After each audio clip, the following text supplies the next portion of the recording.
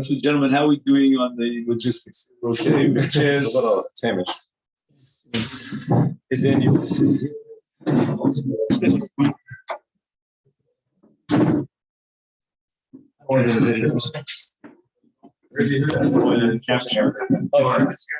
You camera shy? Always. Okay. All right, we're ready to start, I guess. And if anybody, I think a lot of people use the strike are Right, probably are with their kids. I see. Yeah. Because they're home sitting. Okay. Is this live? I think so. I don't know. Yeah. The colors keep changing. I don't know why. We're recording. Yeah, we're good. Why the colors keep changing. I don't know. My phone. You have a Gemara Yevamot. You want to open up to Kuf Gimel Amid Beis, which is this past Shabbos stop for those who are learning Daf Yomi. And I gave out in the WhatsApp a series of pages. You'll have 2 pages that'll look like this, if anyone happens to have printed out. And we have other pages that come from this, what's called the Otzer HaYun. So we're going to be using both of those. And we're going to be studying a sugya here, a machlokes between Rav Papi and Rav Papa. That's going to be our subject. Okay? How are we doing? I apologize for the logistics here, but we're trying to do the best we can. We have. I think the needle is. I know you can't show, so I don't mind doing this way. First, also, that is like here.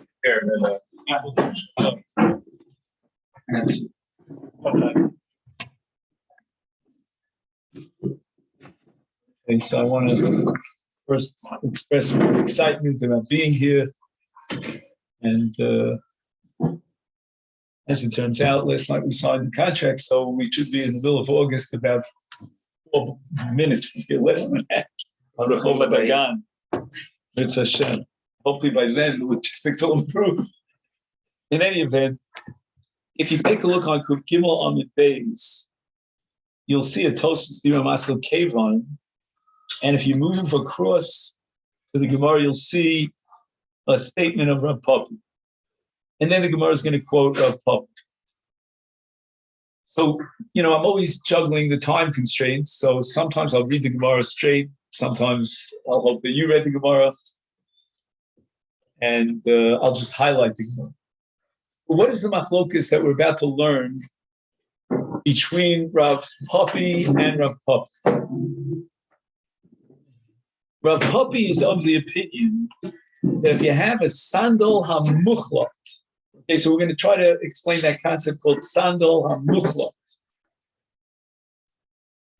Then the chalitza, if it was implemented with a sandal hamuchlot, is called a chalitza psula. That means it's invalid, and it cannot serve to be matir her to shuk, meaning to marry someone else.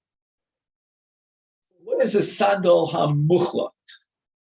In Hilchas Tumas Begadim, any beged could be makabel tumah, and it has what's called a nega on it. A nega is loosely translated into English. I hate these translations as a lesion.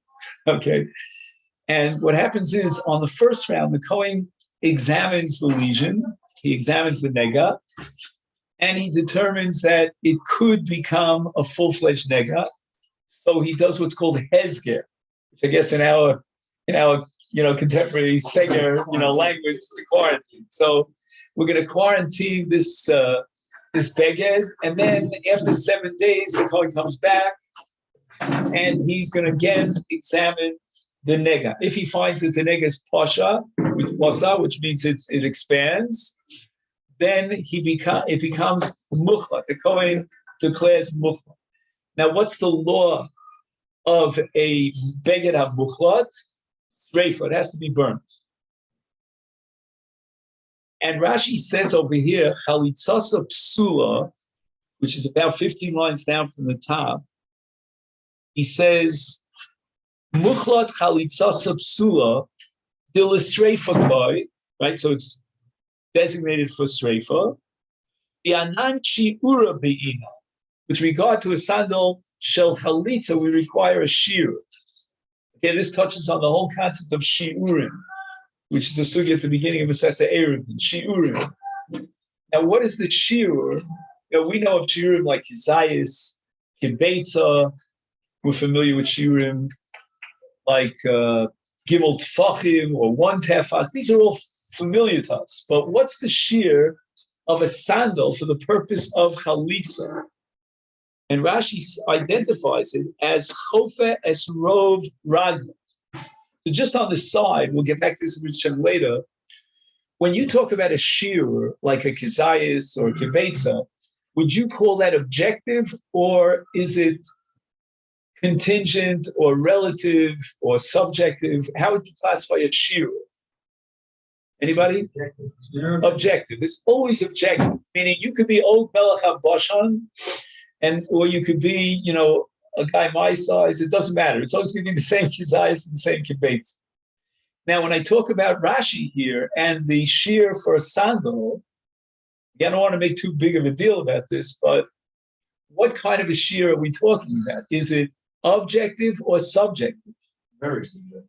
Very subjective, because, if you wear a size 10 and I wear a size 7, now obviously chofes rov raglos would be two different sizes. So it's very interesting that the shear for sandal that Rashi invokes over here is very radically different than every other shear that we're familiar with.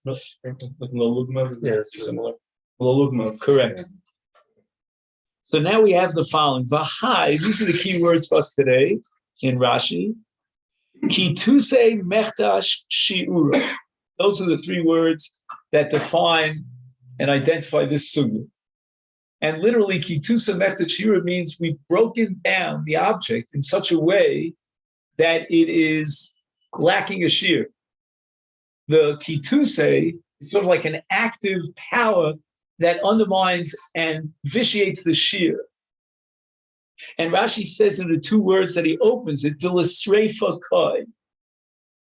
Now, what does this now look like? Is it any different than any other now, any other sandal? No, there's no difference. You may find a lesion if you know Hilchos Dagan, but other than that, it can serve as a perfectly good now, and it can cover your foot and protect it. So in that sense, physically, it's a now. This is what I call, I don't know if you're familiar with this phrase, a legal fiction. A legal fiction, meaning this is something that's halachic. It's not something that you can convert or reduce into biological or chemical terms. The now is the now, and it serves as a now. It functions as a shoe, just like any other shoe. But it's l'sreifa koi. The halacha requires as a muchlat that it be burnt, and therefore Rashi says ki tuse mechta shiura. The shear is gone. The chofes rov raglo is lost. It's undermined. That's according to the Shita Rav Papi. The Gemara then quotes, I'll be right with you, Rav Papa. He's the dissenting view, and he says the chalitza is kshera. And that means that he seems to be rejecting the principle that Rashi formulates in explaining Rav Papi, that chalitza psula, namely, kituse mechta shira. Yes, I don't know your name, I'm sorry. Yoni. Yoni. You use the phrase legal fiction. I'm just going to move on. Yeah. I want to move over somewhere.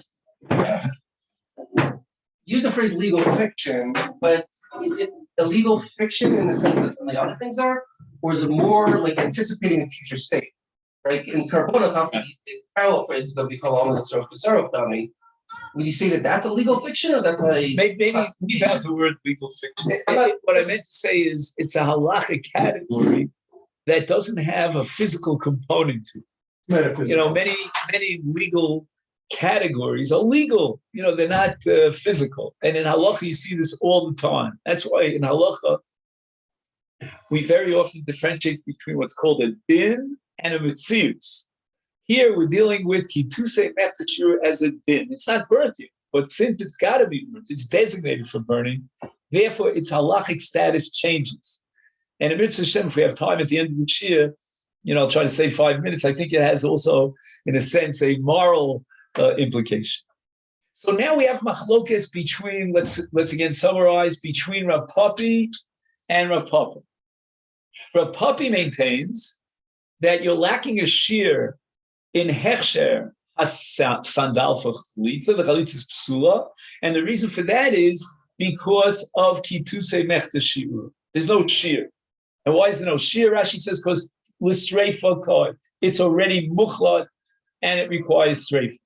On the other hand, Rav Papa seems to be oblivious to this halachic principle of kituse mechta shiura.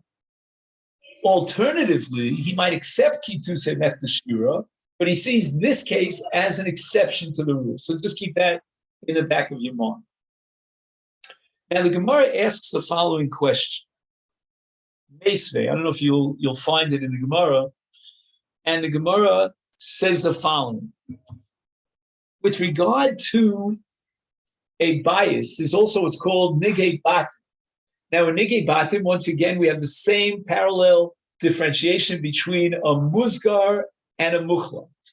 And here the nafkamina is in terms of someone who touches the walls of the house. In the case of a musgar, he only contracts tumah if he touches the inside walls of the house. In the case of a muchlat, after already the Kohen saw the pasha nega, then at that point, the bias is metaminali milifnim, but even me'achorov. So if you touch the outside of the bias of a muchlat, it's already chayav sreifa. Therefore, it's metame a tumah chamura, a very intense level of tumah, such that even if you're in contact with the walls of the house on the outer walls, the exterior walls, you contract. So the Gemara asks the following question. The Torah says that you have to burn the bias once it's a muchla, and that's derived from the pasuk. Wait a second. Before we get to burning the bias, that's going to be the punchline in this. But the Gemara says that it says v'haboel habayis is yitmada or. So if you enter into the bias, then you contract what's called tumas erev. Okay, fine. Right?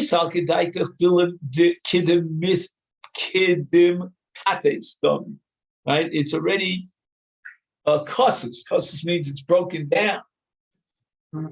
He says, the bias is considered as if it was already burnt. It went up in smoke. So legally, therefore, it doesn't have the status of a bias. How could it be, therefore, that one who enters into the bayit contracts tumah? I want to bring over a chair. Okay. So there's more room here if you could just bring in more chairs.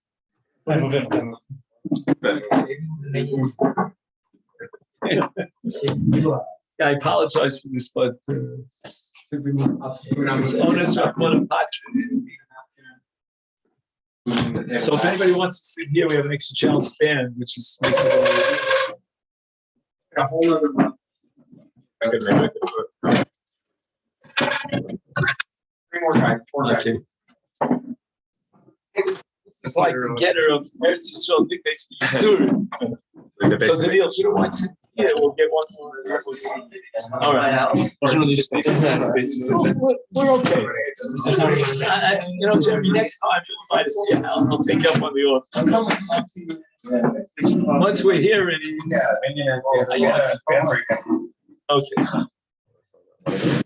Okay. No, you can't.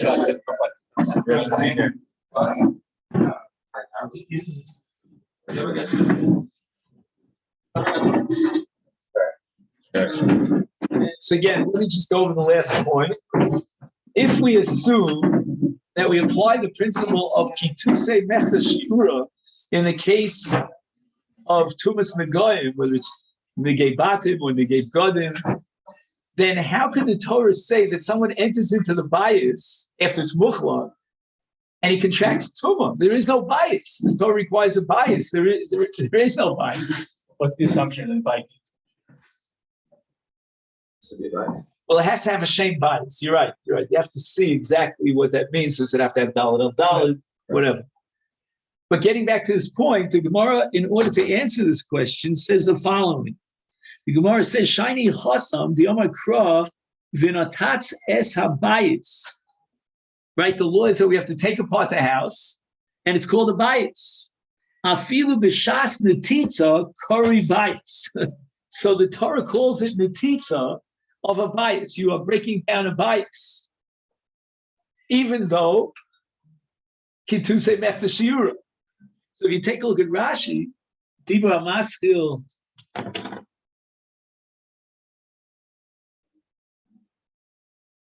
Let me just get the Rashi here. Rashi Chalitza Kshera. Again, if you have a Gemara, you'll see it on the bottom of the Ode, 4 lines up before the end. He says, Muchla Kinamrinon. The afilu b'shas sreifa kari beged. The Torah says that even when you burn the beged, it's still called a beged. So Rashi says, "V'lav melechu elagili milsa bialmahu." Rashi is saying that this is not a yalfusa from which we derive universally that there's no such thing as kitutei mechta shuri. It's rather a Gili Milsa. It's only telling me something about this particular case, right? What do I mean, this particular case? We're saying that with regard to Tumah, and specifically Tumah's Negayim, the Torah suspended the operation of Kituse Mechta Shiur. So this is the way the Gemara defends Rav Papi. Again, let's go over this. Rav Papi was the one who said Chalitzasa Psula. Why? Because of Kituse Mechta Shiur. It breaks up the shear of Chofes Rav Rag. So what do we do with the fact that here the bias is still considered a bias, even though you have to destroy it? What happened to Gidusei Befta Shira? And Rashi says it's a special Gili Milsa. It's the exception to the rule rather than the rule. So the rule would be Gidusei Befta Shira, and it's completely demolished, it's pulverized. But here the Torah calls it a bias, even though we have to pulverize and destroy, take apart, demolish the bias. But that's an exception to the rule, which Rashi calls Gilui Milsa. So one of the things that we want to study today is what is the underlying reasoning for the machlokes? What lies at the heart of this controversy between Rav Papi and Rav Papa? Why does Rav Papi hold Chalitzasa Psula, whereas according to Rav Papa, Chalitzasa Kshera? Well, what's that machlokas all about? And it seems that Rashi is giving us a clue as to what this machlokas is all about. According to Rav Papa, we have a Gili Milsa in the parsha of Negayim that we don't apply the principle of Kituse Mechta Shiura. And therefore, when you have a now that's muchlat, you suspend the operation of Kituse Mechta Shiura and you have a shear. Haraya, the Torah says you enter into the bias even after it's muchlat, and you contract thumah. So the Torah calls it a bias, despite the fact that it should be Kituse Mechta Shiura. Whereas, according to Rav Papi, the first opinion, he's going to say that's halacha in Tumah. But we don't derive conclusions from Tumah, because all the laws of Tumah, the Gemara calls it here a chidush, and the chidush lo yalfidu. We don't derive conclusions from a chidush. Like, for example, you have in Basar B'Cholav a chidush, so we don't derive conclusions from Basar B'Cholav. Here in Tumah, we have chidushim, and therefore we don't derive conclusions. So basically what we're saying now is that both Rav Papa and Rav Papi accept the principle of Kituse Mechta Shiur. That lesman de pol. The question is, in Tumas Negayim, do we suspend the principle of Kituse Mechta Shiur? And that makes Tumas Negayim the exception to the rule, which is called Chidur. But universally, we will apply the principle of Kituse Mechta Shiur, or do we say no? That maybe we should derive conclusions from this principle of Negayim. It's still called a bias, even though it has to be demolished. And this can have tremendous repercussions, because we might say, according to Rashi, that in other sugyas and chas, that apply the principle of Kitutse Mechta Shiura, that's only according to Rav Papi, the first principle, the first Shita.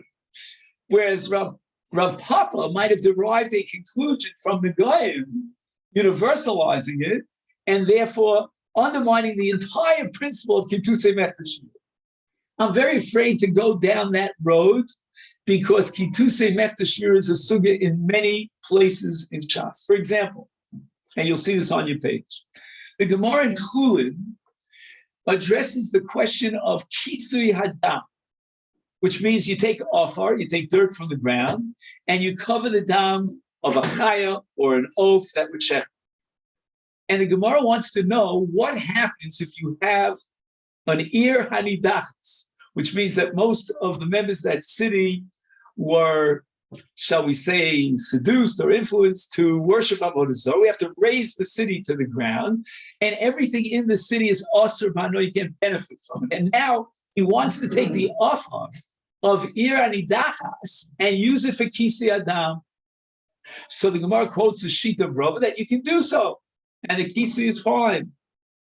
So the Gemara asks, but what about Kitutse Mechta Shiura? It's Isuri Anah. It has to be burnt. We have to destroy it. So the Gemara says the following. The Gemara says, Esve, how could, he has it in the name of Rava. How could Rava say that Kisui, the offering in Dachas, is what? Is Machasim. Machasim means that you could use the offer of Irani Dachas in order to what?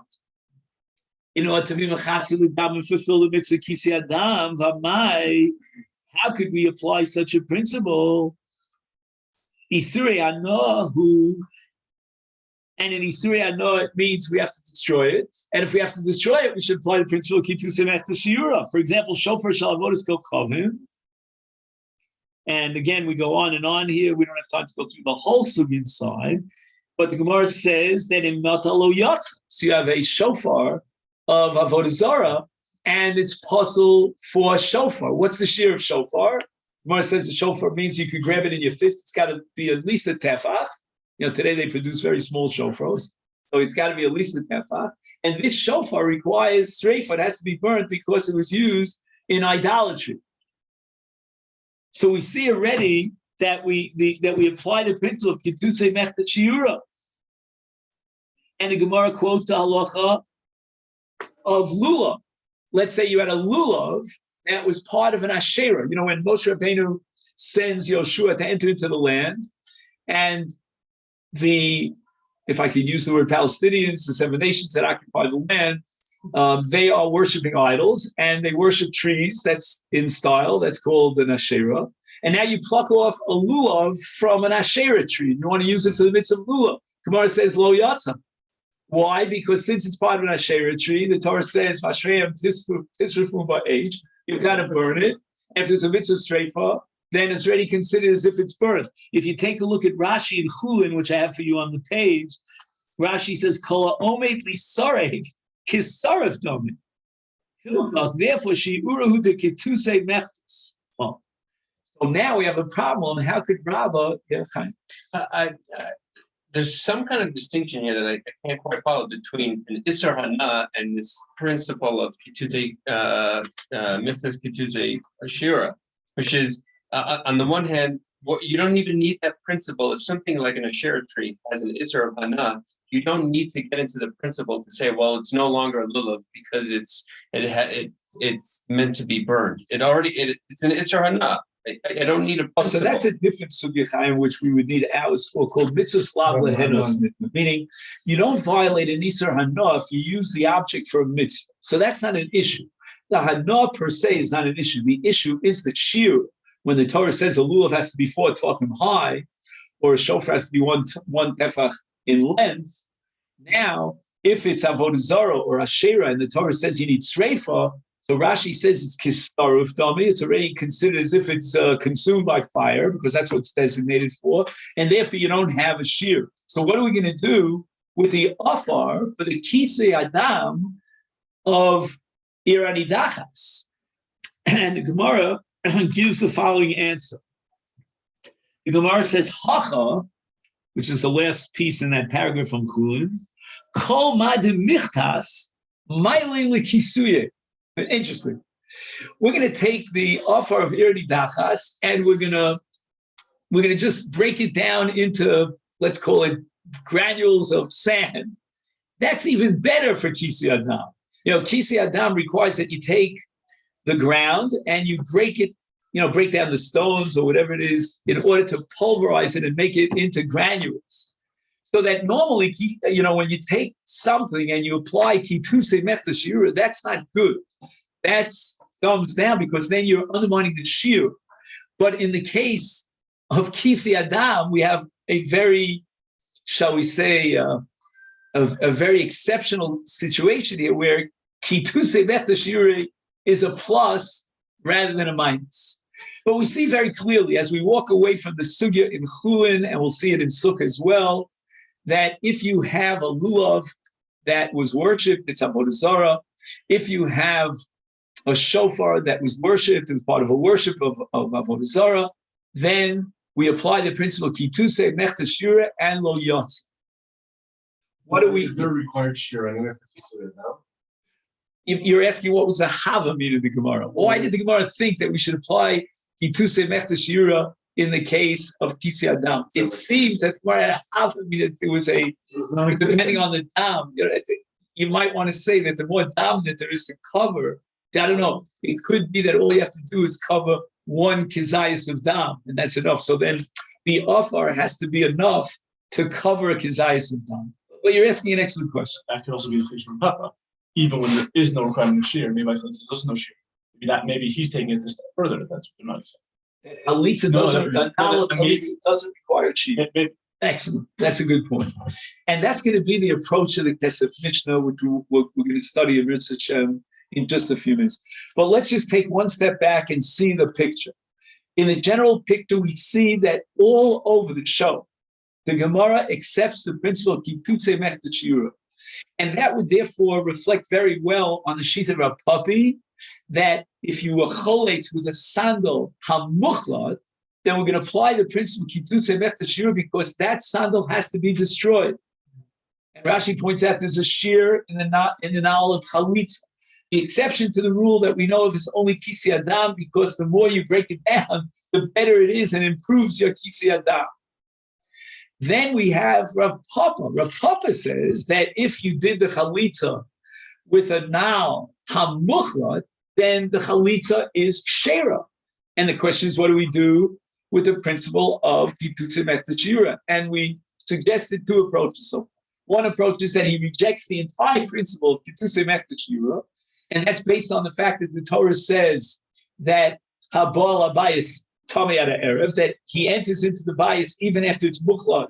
Apparently, we suspend the principle of kitutze mechta shira, or alternatively, he accepts kitutze mechta shira in general, so that we don't have to assume that in all these sugyas in Shas that basel, lulav, or shofar, shalav, avodah, etc., they are against Rav Papa. No, Rav Papa will embrace all those sugyas.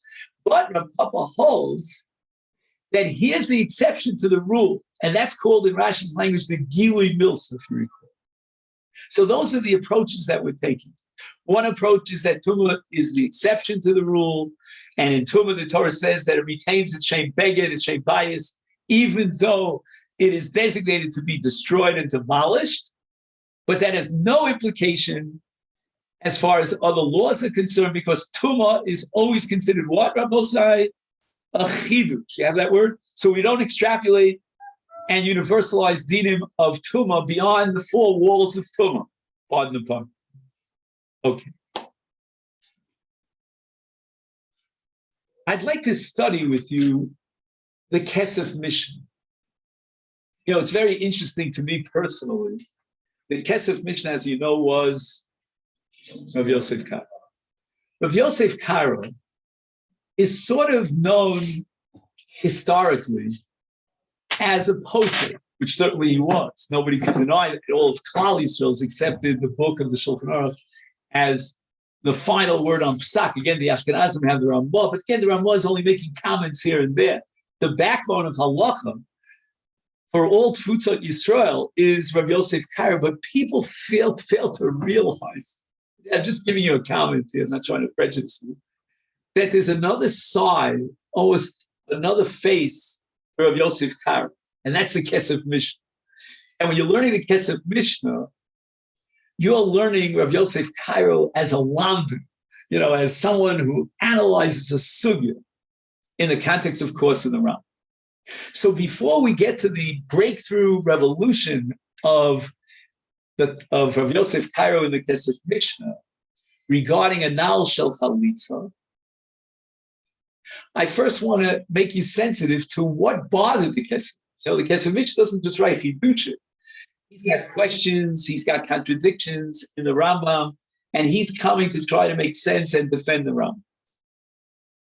So what do we have? Before you start, just quickly. Yes. If the whole idea is that one of the ideas is that maybe it's an exception by Tuma and Nagaim, but he says here in the Gemara clearly that if you do chalitza with Avodah Zarah shoe, it's kosher. So clearly he holds there's no such confidence in that. I forget. Josh, right? Josh, that really depends. And I don't know if you see, I'm working within a time constraint. We have 1 hour, and I want to leave 5 minutes for a little bit of I got it at the end. If we didn't have a time constraint, what I would tell you, and this is what we call dok v'tishkach, meaning forget what I'm telling you because it requires an hour discussion. Avodah Zarah itself fits into different categories, different levels of Avodah Zarah. There's something called an Asherah. Asherah, as we said, you walk into the land of Israel, that is the most severe level of Avodah Zarah because they actually worshipped the Asherah. But then there's something called Avodah Zarah, which is otherwise known as Tashmishe Avodah Zarah. Right. Like, for example, if you take a lulav off a palm tree, a date palm tree, and you sweep in front of an idol, that's called Tashmishe Avodah Zarah. I'll give you another example of different levels of Avodah Zarah.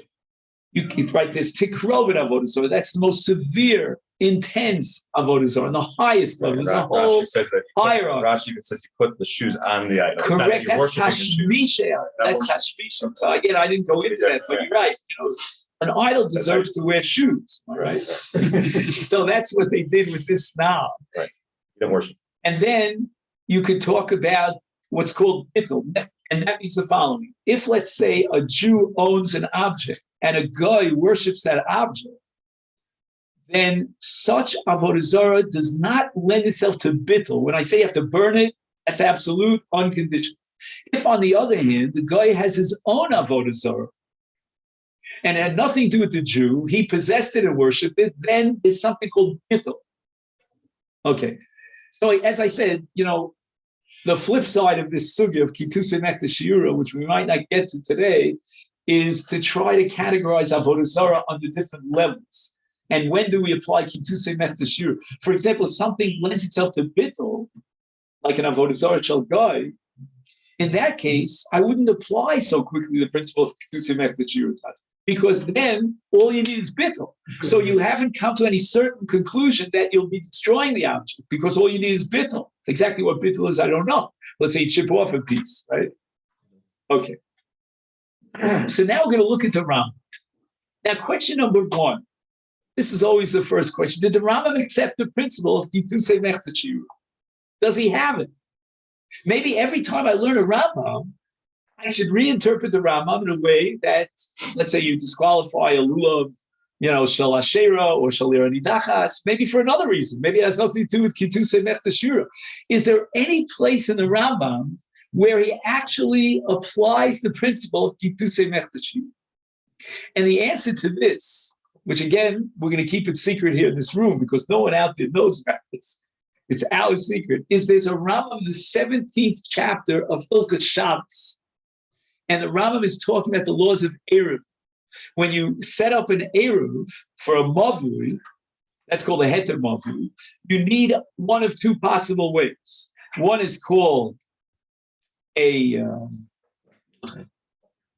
what do you say? Not a Korah, a Lechi. No, I'm not talking about a Lechi here, am I? Just 1 second, sorry. Yeah, okay, a Lechi, right, a Lechi. And then it's called a Korah. Now, the difference is Does anybody have a Rambam Hilchot Shabbos? No. Okay, I would rather read it inside the Rambam. But anyway, the Rambam says the following, that a Korah requires a shear. There's got to be a minimum width to a Korah in order to be matir a mav. And the Rambam says the following, Bakol osim Korah. There are no restrictions in terms of the material that you use to make a Korah. Avalo ba'ashera. The wood for the Korah to be matir or lechi cannot be taken from an ashera tree. Why? Lefi sheyesh lerochav hakorah shir. Bechol hashiurim asurim min ashera. Again, the language of the Rambam is very complicated, but basically what the Rambam is saying is that whenever the Torah requires a shear, then the ashera is antithetical to the shear. And what is the shear of a Korah? Ein pachos mitefa. So the width of the Korah in the case of an ashera tree is completely negated, says the Rambam, by the fact that it's an ashera tree. And the Rambam is now applying the principle of kituse mechtashiur. By the way, you have the Rambam by any chance there?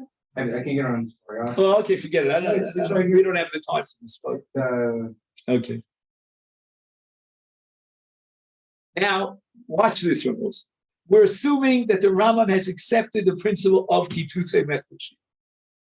Where else does he apply it beyond the case of the Korah to be matir lech?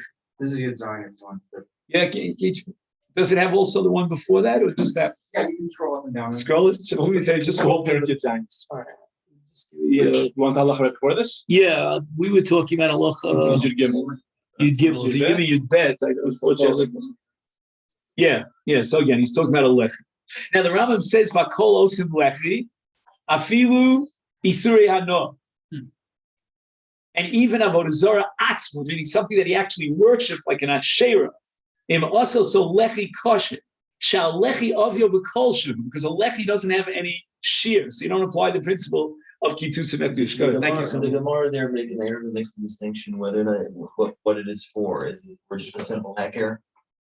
Right. Yeah, That's if what we were I'm learning saying. Erev and Jeremy, we'd have to go through that. No, but I'm saying this is the distinction between the Rambam. Lefty is there for a hecker. So Right. But you walk again- past it, you see it. It's Right. recognize Well, it. it could be that. Yeah, I'm not sure that a Korah doesn't mean a hecker also, but in any event, the Rambam says clearly that it depends whether there's a shear, a lechi is the culture, where it's a Korah requires a rochav of a tef. Well, let's look at other Rambam. The Rambam in Hilchos Lulav Perek Ches speaks about the Daled Minim, and he addresses the question of an Asherah tree. Okay, so you have a lulav from an Asherah tree.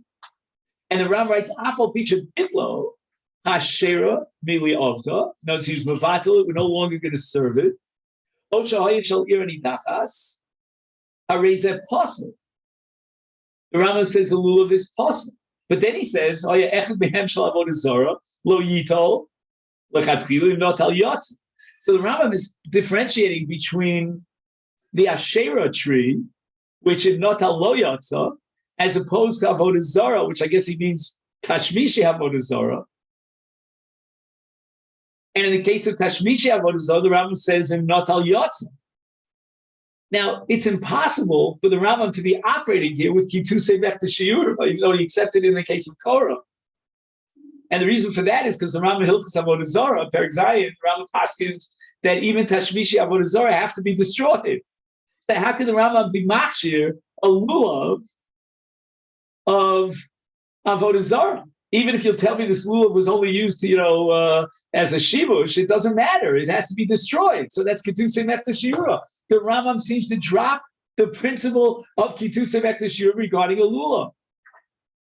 The same thing you'll find in shofar. The Rambam says it's shofar shal avodah zarah im takabo yatsa, but shalir nidachas lo yatsa. It sounds like the Rambam is operating with a totally different principle, and many of the Achronim want to connect this Rambam with Rabbeinu Tam. Rabbeinu Tam is of the opinion that the psul here is what's called ma'us l'mitzvah, and ma'us is something which from the get-go it was designated for avodah zarah, like an asherah or an ir nidachas, where the city itself is considered one entity of avodah zarah.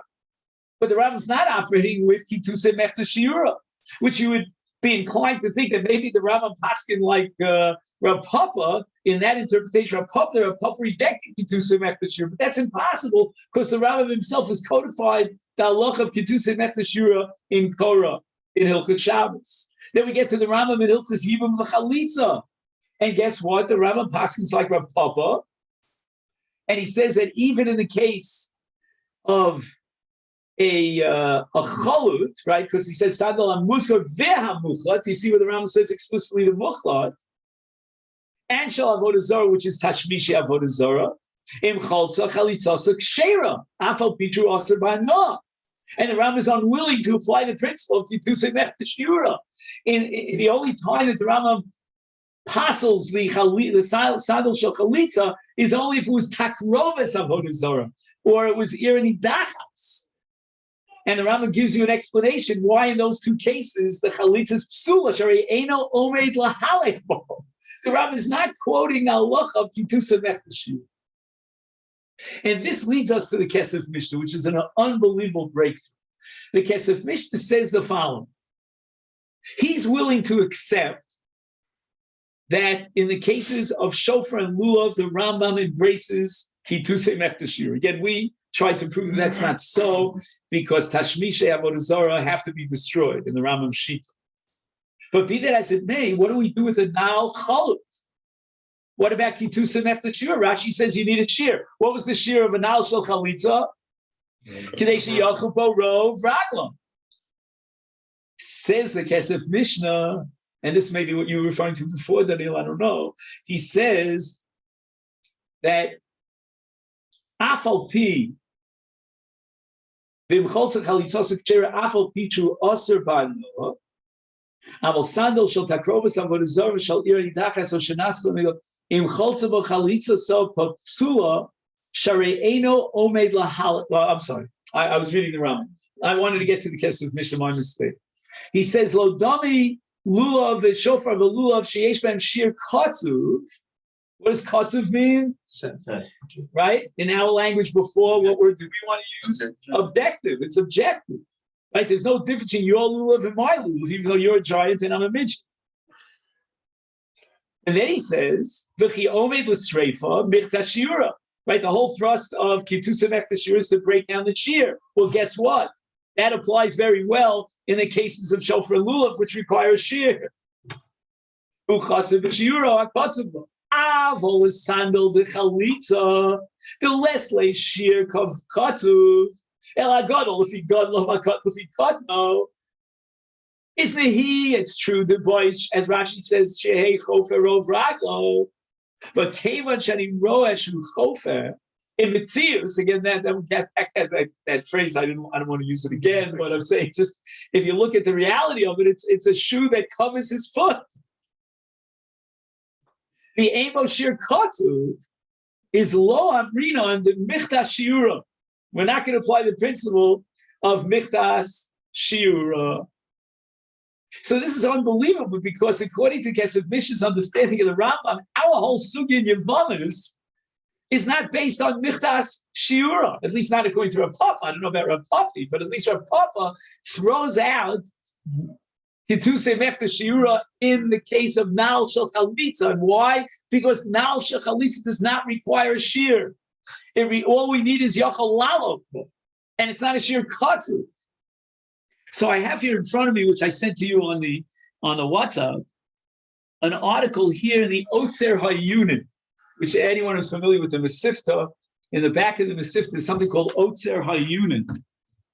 And he quotes this Kesef Mishnah, and then he adds a few words to the Kesef Mishnah I thought was fascinating. He says the following. He says, Kesef Mishnah, this on Kuf Yud Aleph, I don't know if you have those pages, the third paragraph on the page. Kosav lachalik be so din kitusei mechtashim. The lodami shofar etc. etc. He quotes it as we saw it in the Kesef Mishnah, and then he adds the following.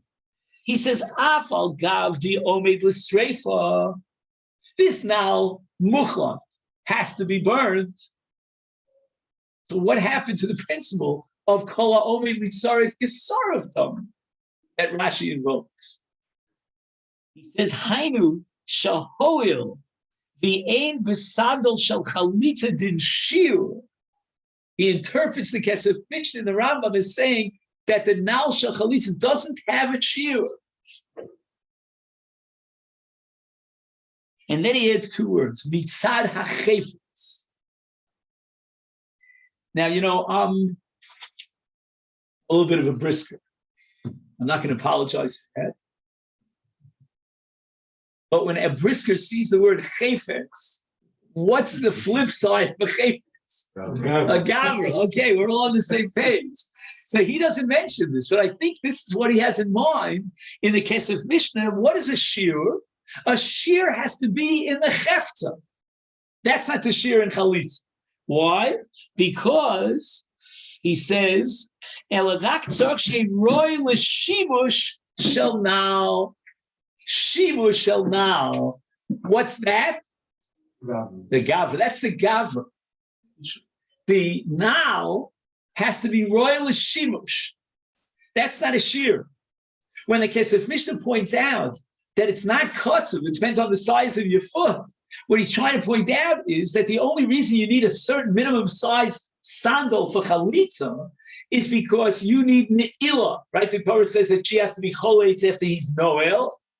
He wears the shoe, he puts on the shoe, he locks the shoe on his foot, and he's able to walk with that shoe, and the shoe will protect his foot.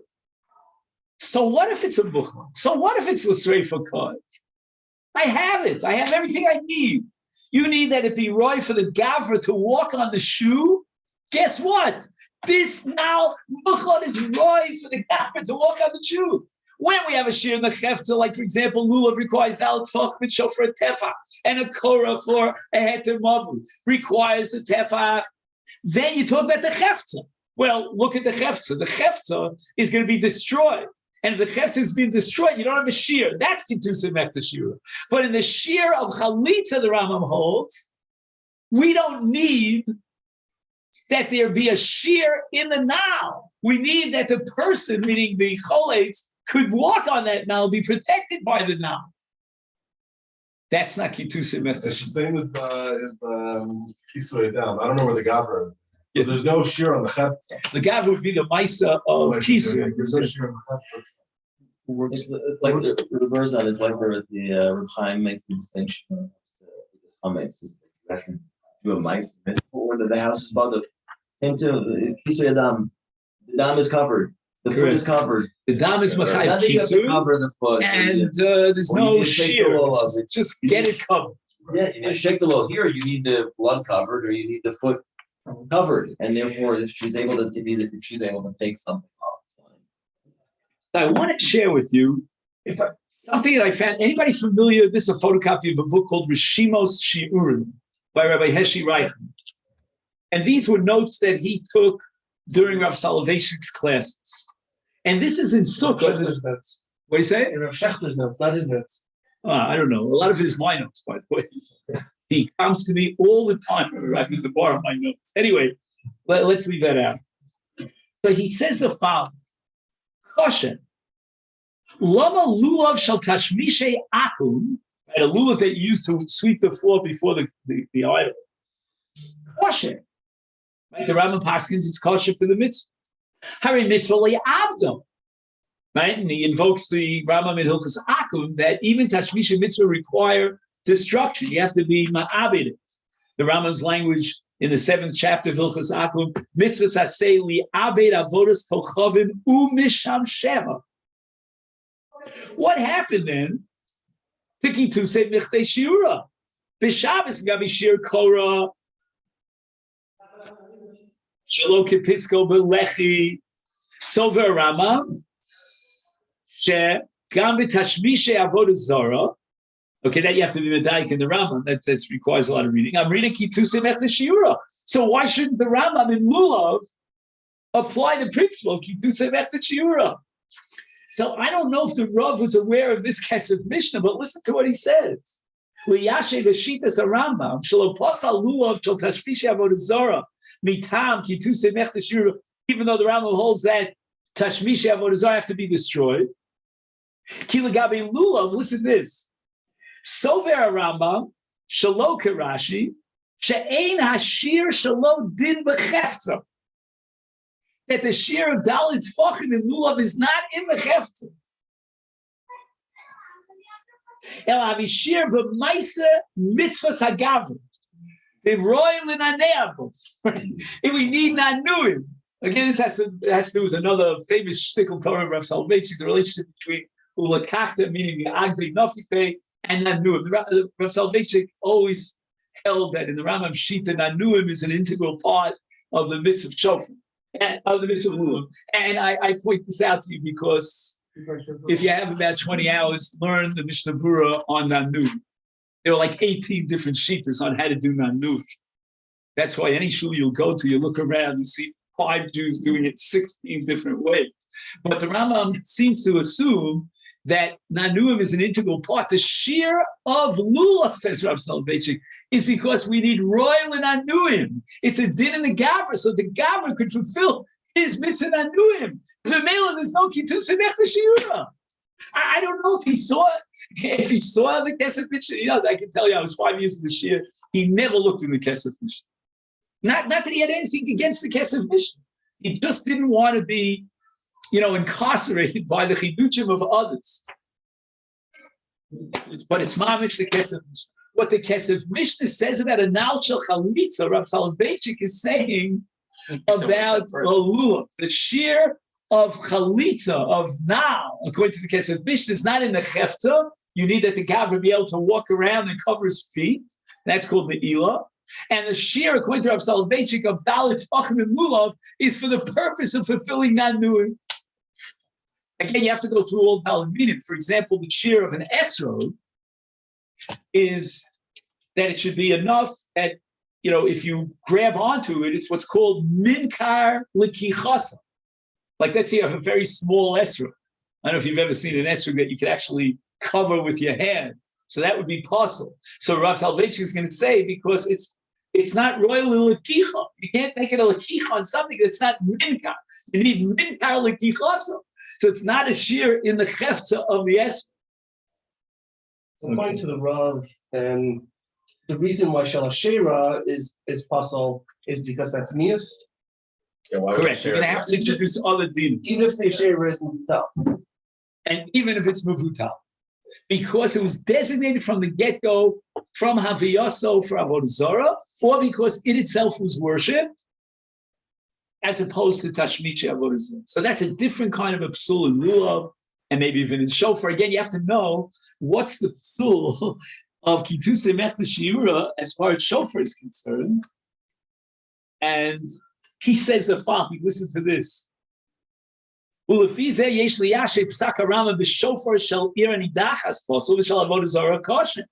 yet in both cases, Rama holds that you have to destroy it. What happened to Kitusei Mechta Shiura? Ubekora, Posek, etc., etc. But Pir was there, says Rav Soloveitchik, She'ena Rama Posel Shofar Midin Kitusei Mechta Shiura Ki Shir HaShofar She'achazenu Biyado V'yira Lekan Lekan Eino Shir HaKavua Hakovea, as etzem hachefza shel hashofar. Wild. El avishir lahachshir as hashofar lemaiset kiyah shel mitzvah. Again, this is one. So both said, just to summarize, and again, if we had more time, maybe, I don't know if this works out, but if anybody is able to hop over to the Tamar on Tuesday evening. So I'm going to give the shir in Hebrew, but it's not going to be the same shir. It's going to be on the Rav Yah. The Rav Yah has a totally revolutionary understanding of our sugya here in Masechet. It's very fundamental. I'd like to say a few words at the end of the shir, with your permission, about our relationship to physical objects.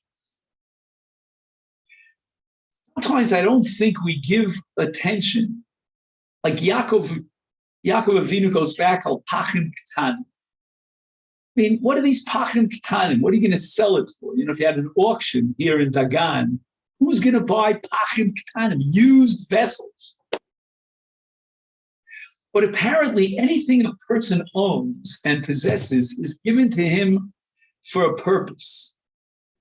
And Yaakov Avinu, again, this has to do with the midah of Tiferes.